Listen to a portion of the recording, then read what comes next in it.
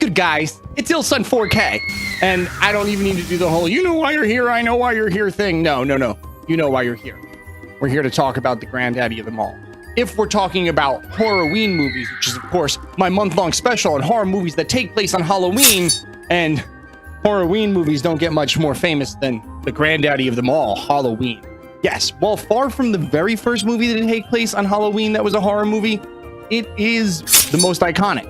There's no denying the fact that Horror-Ween movies that I'm doing, I had to cover this. Especially because Halloween 3's 40th anniversary is this week as well, and I had to do this and the original trilogy just to, show a little respect. Again, we can't talk about this movie and say anything that hasn't already been said. I could literally make this video as short as this intro and be done now and still have said everything I need to say. But because I'm paying tribute to, again, horror movies that take place on Halloween, I have no choice but to truly do this movie justice and give you my opinion on it and why we love it so much and why it really wasn't just another Texas Chainsaw Massacre knockoff, and it really took the slasher genre to the next level. So again, guys, make sure you like and subscribe to the channel. It's Ilsun 4K, and we are going to take a look at this classic and try to sum it up as best as I can for you guys. The story of this movie, while nothing new, was rather refreshing for the time. The concept of a bunch of good-looking young people, unrealistically good-looking young people, actually, everybody in this film is very good-looking. Both male and female stars are cast exceptionally well for the area that they are. But more or less, the affair that you had going on here of these teens in peril, premarital sex, they're smoking pot in the movie, back when that was taboo and really illegal. It's absolutely insane to see how much this movie still carries out today in the tropes that it has, and it followed before it. It wasn't exactly the most groundbreaking affair, but the story centralizing on something that can happen in your neighborhood is really what makes this movie so stand out and strong, and really took slasher genres and made you worry about it because, again, it was the first real slasher movie that took place in a suburban area on Halloween night, which is really terrifying when you think about all the kids out there just trying to have candy and have a good time. And you have this individual, Michael Myers, of course, who breaks out of the asylum after being transferred or going to be transferred by Dr. Loomis, his caretaker, ever since he was committed for killing his, older sister back, 20 years ago. And it's just this ongoing series of Michael trying to kill his older sister, Laurie Strode, who is, of course, no longer a Myers family member because she was adopted by the Strode family, who has the Strode reality that we see spread out everywhere, including to Halloween movies to this day. And it's just very interesting, again, to see how well it was played out for such a unheard of storyline at the time. It was a bit complex. It was thought-provoking. It was mildly perplexing. It wasn't just a blind killer like you had in the Texas Chainsaw Massacre, which came before this movie, which of course was a masterpiece in its own right, and possibly my favorite out of the two, if you want me to put me on the spot. I will say that the visceral rawness of the Texas Chainsaw Massacre is nowhere to be found in this. The gore in the kills is barely there. The kills that happen in this are pointful and meaningful and really break your heart when you see some of the characters that get axed and, killed. They're not just body counts. And again, it's just the whole storyline of Michael pursuing the entire night of Halloween, his older sister, and slashing everybody along the way and murdering the whole entire town and causing Dr. Loomis to tell the town policemen that Michael Myers is on their way. And they're like, yeah, this guy who's 150 miles away, Michael Myers, and doesn't know how to drive a car, despite clearly knowing how to drive a car in front of Dr. Loomis, and nobody believes him about that either, and actually shows up and on Halloween night, of course, causes absolute mayhem. Of course, I'm going to talk about Halloween. I have to talk about the man, the myth, the legend, and technically as he was called in the script before anybody knew what he was going to look like, the Shape himself, Michael Myers. Yes, Michael Myers is a unique take on a slasher villain that was a new genre at the time. Sorry to use incorrect wording there. A new genre at the time. And Michael was more of a hark back to, I almost want to say silent film, if you really want to think about it. It's more of a silent film affair. It wasn't like the Texas Chainsaw Massacre where he made a bunch of squealing noises, or the family was always making noises, or he had a chainsaw making noises, or somebody was He was silent. He was a silent stalker. He was literally the definition of a raw predator. When you think about those documentaries where you watch lions hunting in Africa and everything like that, you really got to remember the fact that that is a raw hunter. That animal is working its hardest not to be seen, and Michael Myers embodies that in his approach in every single way, shape, and form. Because yes, Leatherface definitely had some surprise moments in there. Well, so did Michael Myers, but much more subtly and much more terrifyingly, as he would just show up out of nowhere and you would get glimpses of him in the background. Every so often, you would see him in the reflection and he would vanish, the unknowing victim being watched. And we watched as we can only worry as the individual was about to get fucking stabbed. And that's what really makes Michael Myers so unique and definitive to me. There isn't a lot of things I can really say about Michael Myers that hasn't been said already in terms of the background stuff. Like, I'm sure we all know that the Michael Myers mask was a budget affair where they bought a William Shatner Star Trek mask and cut out the eye holes, painted it black, and put the hair back a little bit. You know, the mask has had a lot of iterations that are really, really questionable, including Halloween 4's where it looks like he's about to steal your girl after he kills you with that hairstyle. And I think Halloween 5 is the one where he looks like a straight up crackhead. Again, Michael Myers and the whole affair behind him, he's been in a lot of iterations, and all of them are absolutely terrifying no matter what they look like. And he's always done fairly well, save for a couple slapstick situations with rappers.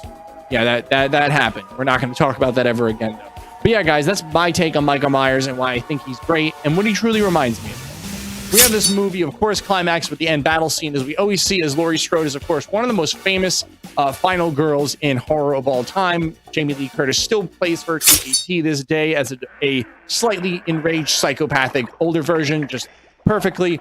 But Laurie Strode here as the final girl is, of course, really a breath of fresh air, the way we see her overcome Michael. And eventually, of course, Dr. Loomis shows up with a gun and blows Michael away to the point where he falls off the balcony. And after they go over and look at the balcony a second time, Michael is gone. And that's how, of course, they roll into the trilogy, which, of course, is the next film I will be covering in this series. But again, the whole idea of this story taking place in a small town suburban, I cannot say it more than enough. It's really what was so breathtaking and scary at the time, even though that's more of a common fare than ever before. They weren't in the middle of the woods. They weren't on a road trip in the middle of Texas in the middle of August. They were in their nice little quiet suburban homes, a familiar area that we all know about and feel comfortable in, including me as I film this in my home. And to have that violated by this gigantic beast is just absolutely insane. Yeah, that's unreal. One of the better early horror stories out there. So I'm sure by now in this review, you've heard me reference the fact that I've been like, Texas Chainsaw Massacre, it's Halloween that. The reason why I'm doing that is because at the time, and to this day, I guess it's a Star Wars, Star Trek affair, people always debate what the difference was between the two movies, because everyone always mistakenly says Halloween started the slasher genre and got it really popular, when in actuality, it was actually the Texas Chainsaw Massacre that was the first slasher movie to have a really low budget and gross a disturbing amount of money at the box office. And Halloween, of course, took that to the next level. But people are always quick to compare the two and mistake the two because they happen to be released so close with one another. And while, yes, you could say both of them are slasher films and both of them are extremely iconic slasher films, they were just the first in a long series of iconic slasher films that would come, of course, later on into the 80s. And of course, we still have the slasher genre to this day. But in that time, there was just the birth of a lot of them. And these happen to be the first two. And I think it's really important that people always like to pick which one was the one or which one was better. But it's really important to note the differences between the two, because that's what makes them so cool. And that's why I like to point out all the differences between the two, as well as the similarities. Sorry, it's a personal thing. There's one thing I most certainly have to touch on if I'm going to talk about this movie. Again, something that's had 1,000,001 things said about it since its entire, inception, is the music.